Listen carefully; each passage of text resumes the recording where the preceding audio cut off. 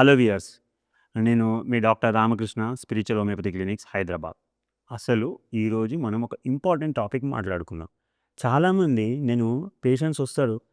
Sir నాకు problem అయితుంది sir. Motion పోతుంటే రక్తం వస్తుంది. నాకు పైల్స్ ఉన్నాయి సార్ అంటారు. సో, మోషన్ పోతుంటే రక్తం వస్తుందంటే అది పైల్సా, ఫిషర్సా, ఫిస్చులానా మీరే అనుకోవడం కాదు. అసలు పైల్స్‌కి, ఫిషర్స్‌కి, ఫిస్చులాకి తేడా ఏంటి? ఒకటి గుర్తుపెట్టుకోండి. ఎలాంటి పెయిన్ లేకుండా మోషన్ పోయినాక మొత్తం అయిపోయినాక రక్తం పడితే దాన్ని పైల్స్ అంటారు. కానీ మోషన్ పోతుంటే ఆ మోషన్‌తో సహా కొంచెము ఆ మోషన్ అంటే మనము ఏదైతే మోషన్ పోతామో దానికి ఆనుకొని రక్తము కొంచెం దానికి ఆనుకొని రావడం జరుగుతుంది. దాంతో పాటు సివియర్ పెయిను, సివియర్ మంట ఉంటే దాన్ని ఫిషర్ అంటారు. అసలు ఫిషర్ అంటే ఏంది? ఫర్ ఎగ్జాంపుల్ మనము ఇప్పుడు కూరగాయలు కట్ చేస్తున్నామండి. లేకపోతే ఏదైనా కట్ చేస్తున్నాము. మనకి చెయ్యి ఇట్లా నైఫ్ తోటి ఇట్లా కోస్తుంటే, కత్తితో కోస్తుంటే మన స్కిన్ కట్ అయితదా? అట్లా స్కిన్ కట్ అయితే దాన్ని ఫిషర్స్ అంటారు. అంటే మన మలద్వారం దగ్గర, యానస్ దగ్గర ఎప్పుడైతే స్కిన్ కట్ అయితది. ఎందుకు కట్ అయితది? మోషను ఎప్పుడైతే స్ట్రాంగ్‌గా వచ్చినప్పుడు, లేకపోతే కాన్‌స్టిపేషన్ మలబద్ధకం సమస్య ఉన్నప్పుడు వీళ్ళేమంటారు ముక్కి పోవాల్సొస్తది. చాలా ప్రెషర్ పెట్టి పోవాల్సొస్తది. ఆ ప్రెషర్ పెట్టి పోయినప్పుడు ఏమైతదంటే, ఆ మలద్వారం దగ్గర ఉన్న స్కిన్ను ఏదైతే ఉందో అది చాలా సెన్సిటివ్‌గా ఉంటది. అప్పుడు ఏమైతది? ఆ మొక్కి పోవాల్సినప్పుడు ఏమైతదంటే ప్రెషర్ పడతది. ప్రెషర్ పడ్డప్పుడు ఏమైతదంటే పేపర్ చీలిపోయినట్టు ఈ స్కిన్ అనేది మన స్కిన్ ఉంటది గదా! అప్పుడు ఆ స్కిన్ను చీలిపోతది.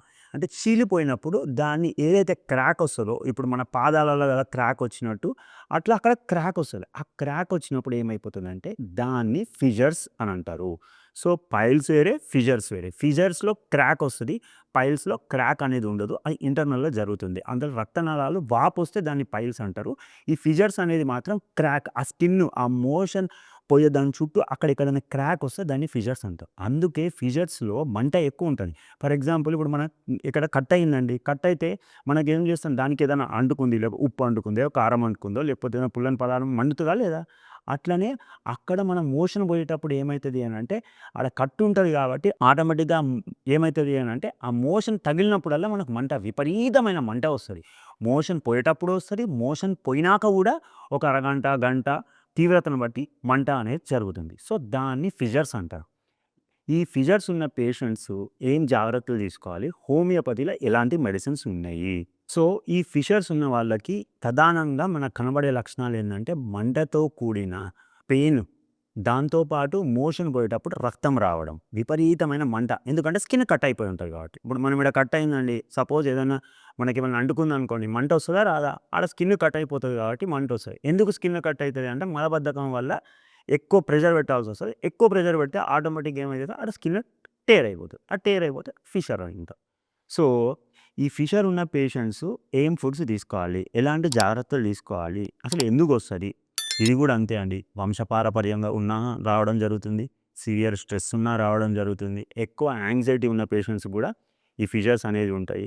దాంతో పాటు థైరాయిడ్ సమస్యతో బాధపడుతున్న వాళ్ళకి గూడా ఈ ఫిషర్స్ రావడం జరుగుతుంది. ఇంకోటి కోలాన్ ఇన్ఫెక్షన్ పెద్ద పేగుకు సంబంధించి ఏమైనా ప్రాబ్లమ్స్ ఉన్నా గానీ, మలబద్ధకం ఉన్నా గానీ, మోషన్ క్లియర్ ఉండకపోయినా గానీ ఈ ఫిషర్స్ అనేది రావడం జరుగుతుంది. అసలు ఫిషర్స్ ఉన్నవాళ్ళు ఎలాంటి ఫుడ్ తీసుకోవాలి? ఎలాంటి జాగ్రత్తలు తీసుకోవాలి? ఫిషర్స్ ఉన్నవాళ్ళు ఫస్ట్ గుర్తుపెట్టుకోండి. ఫుడ్‌లో పీచు పదార్థం ఎక్కువ ఉండేటట్టు చూసుకోండి. ఇంకొకటి ఈ రోస్టెడ్ ఫుడ్స్ చికెన్ 65, మంచూరియాలు, షవర్మాలు, సమోసాలు, కచోరీలు ఇట్లా ఫ్రైడ్ ఫుడ్స్ ఎక్కువ ఆయిలీ ఫుడ్స్ ఇలాంటివి తీసుకోకూడదు. ఎందుకంటే అది ఇంకా మోషన్ రావడానికి కాన్‌స్టిపేషన్ అంటే మలబద్ధకాన్ని ఇంకా ఎంకరేజ్ చేస్తుంది. ఇంకా వర్స్ట్ చేసేలాగా చేస్తుంది. ఇంకొకటి లేట్ నైట్స్ తినడము. లేట్ నైట్స్ కూడా తినొద్దండి. యాజ్ ఎర్లీ యాజ్ పాసిబుల్ ఎంత తొందరగా తింటే అంత మంచిది. ఇంకొకటి ఫిజికల్ యాక్టివిటీ అంటే రోజు cycling, walking, jogging, badminton, exercise, yoga, pranayama ఇది రెగ్యులర్‌గా తీసుకోవాల్సింది. ఇంకొకటి మనం ఎప్పుడైనా ఒకవేళ కొంతమంది ఆఫీస్‌లో వర్క్స్ ఉంటది. లేకపోతే బ్యాంక్ వర్క్స్ ఉంటారు. చాలామంది బ్యాంక్‌లో వర్క్ చేసేవాళ్ళు ఉంటారు. ఒకటే దగ్గర కూర్చొని వీళ్ళు కూడా కొంచెం వర్క్ చేసినాక ఒక 10 నిమిషాలు అట్లా వాకింగ్ చేయడము, సైక్లింగ్ చేయడము ఇలాంటి పనులు చేయాలి.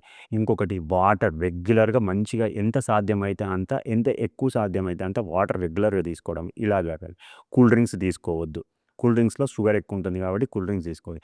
అయితే ఇంకొకటి గుర్తుపెట్టుకోండి. ఈ ఫిషర్స్ ఉన్న వాళ్ళకి మనకి సొరకాయ ఐడియా ఉంది కదండీ! ఆనపకాయ అంటారు. కొంతమంది సొరకాయ అంటారు. ఈ సొరకాయని తీసుకొని సొరకాయ కట్ చేసుకొని దానిలో ఉన్న పీచుని అట్లనే పెట్టుకొని జ్యూస్ చేసుకొని ఆ పీచుతో పాటు రెగ్యులర్గా తాగినట్టయితే ఫిషర్స్ అనేది కంట్రోల్ అవుతుంది. దాంతోపాటు అల్బుకారా అంటే ప్రూన్స్, ఇవి కూడా ఈ ఫ్రూట్స్ రెగ్యులర్గా తీసుకోవడం వల్ల ఏమైపోతుంది అని అంటే ఆటోమేటిక్గా మనకి ఫిషర్స్ కంట్రోల్ అవుతుంది. ఇంకొకటి కిస్మిస్లు అంటారు, ఇంగ్లీష్లో రైజిన్స్ అంటారు. ఇవి డైలీ ఒక 12 అవర్స్ బిఫోరో 24 అవర్స్ బిఫోరో ఒక గ్లాస్ బౌల్లో తీసుకొని ఒక 15-20 నానబెట్టుకొని తెల్లారి ప్రొద్దున లేవగానే ఆ నానబెట్టిన కిస్మిస్ నీళ్ళు ఆ కిస్మిస్ తీసుకోవడం వల్ల ఏమవుతుందంటే ఆటోమేటిక్గా డైజెషన్ ఇంప్రూవ్ అవుతుంది, మలబద్ధకం తగ్గుతుంది, తద్వారా ఫిషర్స్ కూడా తగ్గుతాయి. ఇంకొకటి ఏంటంటే మైదా ఫుడ్ వీళ్ళు అస్సలు తీసుకోకూడదు. మైదా ఫుడ్ తీసుకోకుండా సాఫ్ట్ సాలిడ్ ఫుడ్ మంచి తీసుకుంటే ఆటోమేటిక్గా తగ్గిపోతుంది. అయితే ఫిషర్స్కి హోమియోపతిలో ఎలాంటి మెడిసిన్స్ ఉన్నాయి. ఒక ఎక్స్ట్రాడినరీ కింగ్ లాంటి మెడిసిన్ చెప్తానండి, ఐరిస్ వర్సికోలార్. ఈ మెడిసిన్ రెగ్యులర్గా మనము 0/6 పొటెన్సీలో తీసుకున్నట్టయితే, ఇంకొకటి ఏంటి అని అంటే ఇది రెగ్యులర్గా తీసుకున్నట్టయితే ఖచ్చితంగా మనకి ఫిషర్స్ నుంచి ఉపశమనం జరుగుతుంది. ఇంకొకటి నైట్రిక్ యాసిడ్. ఈ నైట్రిక్ యాసిడ్ కూడా ఆటోమేటిక్గా ఎవరికైతే మంట ఎక్కువ ఉందో, ఎవరికైతే చీలిక ఎక్కువ ఉందో, ఎవరికైతే కట్ ఎక్కువ ఉందో యానస్ దగ్గర అంటే మలద్వారం దగ్గర మంట ఎక్కువ సివియర్గా ఉండి, చీలిక ఎక్కువ ఉండి, సన్నగా ఉండి, ఇది దాని పేరేంటి కాన్స్టిపేషన్ సమస్యతో బాధపడుతున్న వాళ్ళకి ఈ నైట్రిక్ యాసిడ్ అనేది బ్రహ్మాండంగా పనిచేస్తుంది. ఇంకొకటి అర్జెంటమ్ నైట్రికమ్ అని ఇలా చాలా మెడిసిన్స్ ఉంటాయండి. మనిషి యొక్క లక్షణాలు, వాళ్ళ యొక్క వ్యాధి యొక్క లక్షణాలు, వారి యొక్క ఆహారపు అలవాట్లు ఇవన్నీ కన్సిడర్ చేసి హోమియోపతి మెడిసిన్ ఇవ్వడం జరుగుతుంది. మీకు ఇంకేమైనా డౌట్స్ ఉంటే కింద నెంబర్ స్క్రోల్ అవుతుంది, ఆ నెంబర్కి కాల్ చేయండి. ఆన్లైన్ కన్సల్టేషన్ ఇంకా ఆఫ్లైన్ కన్సల్టేషన్ 2 అవైలబుల్ ఉన్నాయి.